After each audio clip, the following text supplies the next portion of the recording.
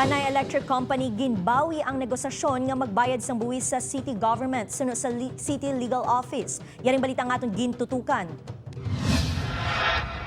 134 milyones pesos ang kabugusan nga balayran sang Panay Electric Company sa Iloilo City Government nga una na nga ginkasugtan sa negosasyon. Apang ini naman ang ginbawi sang Panay Electric Company suno kay City Legal Officer Attorney Edgar Hill. Nagtawag sila sa PICO. Sige, okay. Go kami. 134 million. 1 hour later, nagtawag si Jerry sa akong mayor. Hindi naman sila.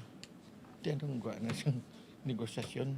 Sa tion nga hindi makabayad sang real property tax antes ang Disyembre 12, iga-auction sang syudad ang mga poste, electric meter, linya sang kuryente kag iban pa nga power distribution equipment.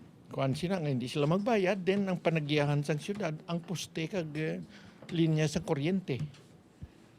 Ang more nagakuan nga baklo nila. Ginpakigangutan sa news team ang PECO agud kumpirmahon ang plano nila apang nagpahayag ang power distribution utility nga maghatag lang sila sang statement sa tion nga may impormasyon na sila tuhoy sa issue. Upod ka Romel Porquia, Zen Kilantang, One Western Visayas.